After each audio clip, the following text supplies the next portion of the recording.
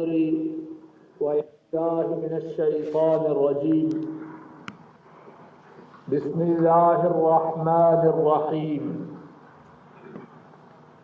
قل أنبئكم بخير من ذلكم للذين اتقوا عند ربهم جنات تجري من تحتها الأنهار خالدين فيها وأزواج مطهرة ورضوان من الله والله بصير بالعباد. کہہ دیجئے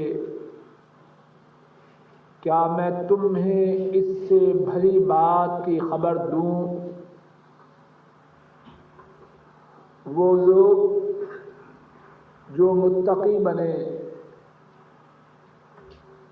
ان کے لیے ان کے رب کے ہاں باغات ہیں. ان باغات کے نیچے نہریں چلتی ہیں اور وہ ان باغات میں ہمیشہ رہیں گے.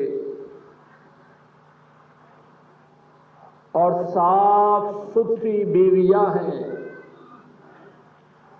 اور اللہ سے رضامندی ہے اور اللہ بندوں کو دیکھنے والے ہیں.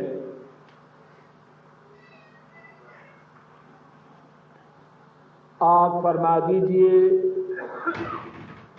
کیا میں تمہیں تمہاری اس سے بہتر بات کی خبر دوں؟ وہ لوگ جو متقی بنے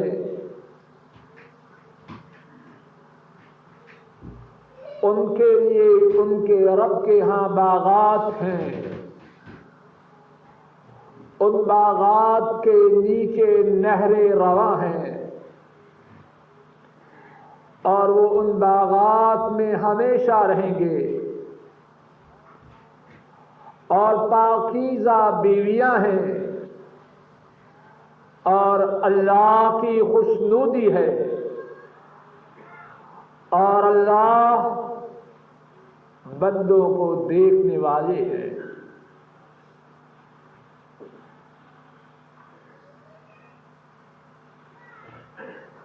اس آیت کریمہ کے متعلق اللہ کی توفیق سے بات کی ابتدا گزشتہ درس میں ہوئی اور یہ بات گزشتہ درس میں اللہ کی توفیق سے بیان کی جا چکی ہے کہ اس سے پہلی والی آیت کریمہ میں اللہ رب العزت نے جب اس بات کا ذکر فرمایا کہ لوگوں کے لیے شہوتوں کی محبت کو مزین کیا گیا ہے، عورتوں سے، بیٹوں سے، سونے اور چاندی کے جمع شدہ خزانوں سے، نشان زدہ گھوڑوں سے، چوپایوں سے اور کھیت سے. جب یہ آیت کریمہ نازل ہوئی تو عمر فاروق رضی اللہ تعالی عنہ نے کہا کہ اب ان چیزوں کو اللہ نے مزین کیا ہے، مقصد کیا کہ ہم کیا کریں؟ قرآن کریم کی یہ آیت کریمہ نازل ہوئی اور اس میں اللہ نے رسول کریم صلی اللہ علیہ وسلم کو خطاب کر کے فرمایا، آپ فرما دیجئے کیا میں تمہیں تمہاری ان چیزوں سے بہتر چیز کی خبر دوں؟ دنیا کی زینتیں، دنیا کی چیزیں دنیا کے سامان، عورتیں، بیٹے، سونے چاندی کے جمع شدہ خزانے، نشان زدہ گھوڑے، چوپائے اور کھیت، ان چیزوں کی شہوتوں کی محبت کو تمہارے لیے مزین کیا گیا ہے۔ اے حبیب کریم صلی اللہ علیہ وسلم، آپ فرمائیے کیا میں تمہیں تمہاری ان چیزوں سے بہتر چیز کی خبر دوں؟ للذین اتقوا عند ربهم جنات، وہ بہتر چیز کیا ہے؟ وہ لوگ جو متقی بن گئے، ان کے لیے ان کے رب کے ہاں، اللہ اکبر، ان کے لیے ان کے رب کے ہاں کیا ہے؟ جنات، باغات ہیں۔ اور میرا یہ عقیدہ ہے اگر اس کے بعد کچھ بیان نہ بھی ہو تو بات کے سمجھنے کے لیے یہ بھی کافی ہے۔ للذین اتقوا عند ربهم، وہ لوگ جو متقی بن گئے، ان کے لیے جو جزا ہے، ان کے لیے جو انعامات ہیں، ان کے لیے جو نوازشات ہیں، ان کے لیے اللہ کی طرف سے جو اجر و ثواب ہے، وہ کہاں ہے؟ عند ربهم، ان کے رب کے پاس۔ اور جو چیز رب کے پاس رب کے بندوں کے لیے ہو، ساری دنیا کی اس کے مقابلہ میں کیا حیثیت ہے؟ للذین اتقوا عند ربهم، وہ لوگ جو متقی بنے، ان کے لیے ہے ان کے رب کے پاس۔ اور کیا ہے؟ جنات، باغات ہیں، جنتیں ہیں، ایک نہیں دو نہیں، اللہ جانے کہ ان کی تعداد کتنی ہے۔ جنات، باغات ہیں، جنتیں ہیں، تجری من تحتها الانہار، ان باغات کے نیچے نہریں بہتی ہیں۔ اور کس کس چیز کی نہریں ہیں؟ بعد میں انشاءاللہ اس کا قدر تفصیل سے ذکر آ رہا ہے۔ جنات تجری من تحتها الانہار، باغات ہیں، جنتیں ہیں، ان کے نیچے نہریں رواں ہیں۔ خالدین فیہا، اور وہ ان باغات میں ہمیشہ ہمیشہ رہیں گے۔ وَأَزْوَاجٌ مُطَہَّرَةٌ، اور بیویاں ہیں پاک، نہ جسمانی بیماریاں، نہ طبیعت کی خرابی، نہ مزاج کی گرانی، جسم بھی پاک، مزاج بھی بلند۔ وَأَزْوَاجٌ مُطَہَّرَةٌ وَرِضْوَانٌ مِّنَ اللَّهِ، ان کے لیے اور کیا ہے؟ اللہ کی خوشنودی ہے، اللہ کی رضامندی ہے۔ واللہ بصیر بالعباد، اور اللہ بندوں کو دیکھنے والے ہیں۔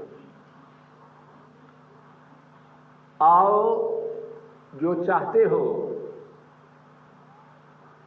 کہ اس بات کی اطلاع حاصل کرو، اس بات کی خبر پاؤ کہ دنیاوی ساز و سامان سے، دنیاوی مال و متاع سے، عورتوں سے، بیٹوں سے، سونے اور چاندی کے جمع شدہ خزانوں سے، نشان زدہ گھوڑوں سے، چوپایوں سے اور کھیتوں سے بہتر چیز کون سی ہے؟ وہ آؤ رب رحیم قرآن کریم کی اس آیت مبارکہ میں خبر دے رہے ہیں. قل اونبئکم بخیر من ذالکم، فرما دیجئے آپ کو خبر دوں اس چیز کی جو تمہاری ان چیزوں سے بہتر ہے. رک جائیے، ہم یہاں کیوں آئے ہیں؟ بہتر کی تلاش میں یا کسی اور تلاش میں؟ کیوں آئے ہیں؟ اپنے بچوں کو چھوڑ کر، اپنے بوڑھے ماں باپ کو چھوڑ کر کیوں آئے ہیں؟ اپنے اعزا و اقارب کو چھوڑ کر، اپنے دوست اور احباب کو چھوڑ کر بہتر کی تلاش میں. اور ایک بہتر وہ ہے جس کے بہتر ہونے کی خبر کائنات کے مالک اللہ دے رہے ہیں. اے انسان، تیری عقل کام کیوں نہیں کر رہی؟ سعودی عرب، ہم یہ سمجھتے ہیں پاکستان سے، ہندوستان سے، بنگلہ دیش سے، اس میں ہمارے لیے بہتری ہے. کتنی کوششیں کرتے ہیں کہ نہیں؟ کتنے پاپڑ پیلتے ہیں. اور کچھ ساتھی ایسے بھی ہیں اپنی بیگمات کا زیور بیچ کے آتے ہیں، قرض لے کے آتے ہیں. کیوں؟ کہ سعودی عرب میں ہمیں بہتری کی امید ہے. اے عقل مند انسان، آ سن، تیرا رب تجھے ایسی چیز کے متعلق بتلا رہا ہے جو کچھ تیرے پاس ہے یا جو کچھ تو حاصل کر لے گا اس سے وہ بہت بہتر ہے. اور سعودی عرب میں آ کے اللہ کرے سب کو پہلے سے بہتر حالات ملے، لیکن کوئی یقین نہیں. کوئی یقین ہے؟ کتنے ہیں یہاں آ کے حادثات میں مر جاتے ہیں کہ نہیں؟ کوئی ہے یقین کسی کو؟ کتنے ہیں جیلوں میں بند ہے کہ نہیں؟ بہتری کی امید ہے اور اللہ سب کے لیے بہتر کرے، لیکن یقینی بات نہیں. یقینی بات نہیں. اور عرش والے کی بات یقینی ہے. اور ٹھیک ہے کہ وہاں روپے ملتے ہیں یا ریال ملتے ہیں، اور ریالوں میں ہونے والی آمدن وہاں کی آمدن سے بہت بڑھ جاتی ہے. لیکن اے عقل مند انسان، ذرا دنیا اور آخرت کا مقابلہ کر اور دیکھ کہ آخرت کے مقابلہ میں جس کے خیر ہونے کی گواہی، جس کے خیر ہونے کی خبر عرش والے رب دے رہے ہیں، ذرا مقابلہ کر اس آخرت کا اس دنیا کے ساتھ، جس کے سدھارنے کے لیے، جس کے بنانے کے لیے تو اپنی آخرت کو برباد کر رہا ہے. اللہ کی رحمتیں ہوں مدینے والے پر. انہوں نے امت کے لیے آخرت کا جو خیر ہونا ہے اس کو کئی مثالوں سے امت کے لیے سمجھایا. شاید کہ امت کے دل و دماغ میں آخرت کی حقیقت نقش ہو جائے اور دنیا کے پیچھے پڑ کے اپنی آخرت کو برباد نہ کرے. سنیے، توجہ سے سنیے اور یاد رکھیے، شاید کہ اس سننے اور سمجھنے سے اللہ کہنے اور سننے والوں کی زندگیوں کے نقشے بدل دے۔ رسول کریم صلی اللہ علیہ وسلم نے دنیا کے مقابلہ میں آخرت کی جو برتری بیان فرمائی ہے اس کے کتنے ہی پہلو ہیں۔ ایک پہلو یہ ہے کہ دنیا آخرت کے مقابلہ میں انتہائی حقیر ہے، انتہائی گھٹیا ہے، انتہائی معمولی ہے۔ ارشاد گرامی ہے، امام مسلم رحمہ اللہ روایت کرتے ہیں، حضرت جابر رضی اللہ تعالی عنہ اس حدیث کو روایت کرتے ہیں،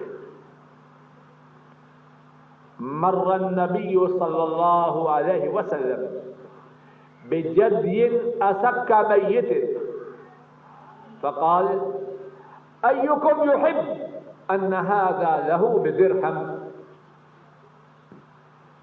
حضرت جابر رضی اللہ تعالی عنہ فرماتے ہیں، نبی رحمت صلی اللہ علیہ وسلم بکری کے ایک مردہ بچہ کے پاس سے گزرے۔ بکری کا مردہ بچہ ہے اور اس کے کان بھی چھوٹے تھے۔ آپ صلی اللہ علیہ وسلم نے اپنے ساتھیوں سے فرمایا، ایکم یحب ان ھذا لہ بدرہم، ساتھیوں بتلاؤ تم میں سے کون ہے جو بکری کے چھوٹے کانوں والے اس مردہ بچہ کو 1 درہم سے خرید لے، چونی قریباً چونی دے اور بکری کے چھوٹے کانوں والے اس مردہ بچہ کو خرید لے، کون ہے؟ حضرات صحابہ عرض کرتے ہیں، ما نحب ان هذا لنا بشيء، اے اللہ کے نبی صلی اللہ علیہ وسلم آپ تو فرما رہے ہیں ہم درہم دے کے بکری کے چھوٹے کانوں والے اس بچے کو خرید لیں، اے اللہ کے نبی صلی اللہ علیہ وسلم ہم تو مفت لینے کے لیے بھی اس کو تیار نہیں۔ غور کیجیے، اور اللہ کی لا تعداد رحمتیں ہوں،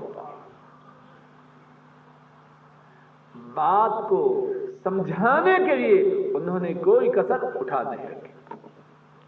خوش نصیب ہیں وہ جن کے سینے میں بات نقش ہو جائے اور اپنی زندگی کے نقشوں کو بدل دے، اور اللہ کہنے والے اور ہم سب سننے والوں کو انہی میں شامل کرو۔ کیا فرمایا؟ فرمایا واللہ واللہ للدنیا اہون علی اللہ من ھذا علیکم۔ اللہ کی قسم، کون قسم کھا رہا ہے؟ وہ کھا رہے ہیں اللہ کی ساری کائنات میں ان سے زیادہ سچا کوئی نہیں، عرش والے رب کے بعد ساری خدائی میں سب سے زیادہ سچے، واللہ اللہ کی قسم للدنیا اہون علی اللہ من ھذا علیکم، اللہ کی قسم جو حیثیت بکری کے اس چھوٹے کانوں والے مردہ بچے کی، بکری کے چھوٹے کانوں والے مردہ بچہ کی جو حیثیت تمہاری نگاہوں میں ہے، اللہ کے ہاں دنیا کی حیثیت اس سے بھی گھٹیا ہے۔ یہی وہ دنیا ہے جس کے لیے ہم اپنے ایمانوں کو برباد کرتے ہیں، یہی وہ دنیا ہے جس کے بنانے اور سنوارنے کے لیے ہم نمازوں کو ضائع کرتے ہیں. یہی وہ دنیا ہے جس کے اکٹھا کرنے کے لیے ہم سودی معاملات کرتے ہیں. یہ دنیا ہے کیا؟ اور اے عقل مند انسان، تو کتنی دولت جمع کر لے، کتنا مال و اسباب جمع کر لے، کیا تو بن جائے گا؟ جتنا بھی بن جائے اور جتنی دنیا بھی ہے، وہ ساری مل کر اللہ کے ہاں تیری نگاہ میں بکری کے مردہ بچے کی جو حیثیت ہے، ساری دنیا کی حیثیت اللہ کے ہاں اس سے بھی گھٹیا ہے. ایک اور حدیث پاک میں نبی رحمت صلی اللہ علیہ وسلم نے دنیا کی حیثیت کو ایک اور انداز سے سمجھایا. امام احمد، امام ترمذی اور امام ابن ماجہ رحمہ اللہ بیان کرتے ہیں، حضرت سہل بن سعد رضی اللہ تعالی عنہ وہ بیان کرتے ہیں، نبی کریم صلی اللہ علیہ وسلم نے ارشاد فرمایا، لو كانت الدنيا تعدل عند الله جناح بعوضة ما سقى كافرا منها شربة من ماء. فرمایا اگر دنیا کی حیثیت اللہ کے ہاں مچھر کے پر کے برابر بھی ہوتی تو کافر کو اللہ پانی کا ایک گھونٹ بھی پینے کے لیے نہ دیتے. مچھر کا پر اس کی کوئی حیثیت ہے؟ اللہ کے ہاں دنیا کی اتنی بھی حیثیت نہیں. قل اُنَبِّئُكُم بِخَيْرٍ مِّن ذَلِكُمْ، آپ فرما دیجئے کہ تمہیں میں تمہاری ان زیب و زینت کی چیزوں سے بہتر چیز کی خبر دوں. یہ رہی دنیا، آخرت اس کی کیا حیثیت ہے؟ نبی مکرم صلی اللہ علیہ وسلم نے آخرت کے متعلق بھی بہت کچھ فرمایا. آخرت میں جنت ہے اور جہنم ہے. جنت کے متعلق بات سنیے اور جہنم کے متعلق ان کا ارشاد گرامی سنیے اور اس سے اندازہ کر لیجیے دنیا کی اور دنیا کی ساری لذتوں کی، دنیا کی اور دنیا کی ساری مصیبتوں کی، آخرت میں جو جنت ہے اور آخرت میں جو جہنم ہے اس کے مقابلہ میں کیا حیثیت ہے. جنت کے متعلق فرمایا، امام بخاری رحمہ اللہ روایت کرتے ہیں، حضرت سہل رضی اللہ تعالی عنہ وہ اس حدیث کے راوی ہیں، نبی مکرم صلی اللہ علیہ وسلم فرماتے ہیں، موضع صوت فی الجنہ، موضع صوت فی الجنہ خیر من الدنیا وما فیہا. ارشاد فرمایا جنت میں چھڑی کے برابر جو جگہ ہے، کتنی ہوگی چھڑی؟ کتنے میٹر ہوگی؟ 1 میٹر 2 میٹر؟ اس سے لمبی کیا ہو؟ 10 میٹر کیا ہے؟ اب وہ تو 1 میٹر ہی ہوتی ہے قریباً. موضع صوت فی الجنہ خیر من الدنیا وما فیہا. ایک چھڑی کے برابر جنت میں جو جگہ ہے دنیا اور دنیا کی تمام چیزوں سے زیادہ قیمتی ہے۔ ہم کس لیے جنت کو کھو رہے ہیں؟ دنیا کے لیے، مال کے لیے، عزت کے لیے، اقتدار کے لیے، کس لیے؟ آدمی غور تو کرے۔ پھر اسی بات کی طرف آتا ہوں، اپنے وطن کو، اپنے ماں باپ کو، اپنے اعزاء و اقارب کو چھوڑ کے آئے ہیں، کیوں؟ خیر کے لیے۔ اے عقل مند انسان، اگر اس خیر کے لیے اتنی قربانی کر سکتا ہے تو اس خیر کے لیے جس کے خیر ہونے کی گواہی عرش والے دیں، جس کے خیر ہونے کی گواہی مدینے والے دیں، اس کے لیے تو قربانی کیوں نہیں کرتا؟ موضع صوت فی الجنہ خیر من الدنیا وما فیہا، فرمایا چھڑی کے برابر جنت میں جو جگہ ہے دنیا اور دنیا کی تمام چیزوں سے زیادہ بہتر ہے۔ تو بے ایمان ہو جا، نماز کو چھوڑ دے، جماعت کو ضائع کر دے، کیا مل جائے گا تجھے؟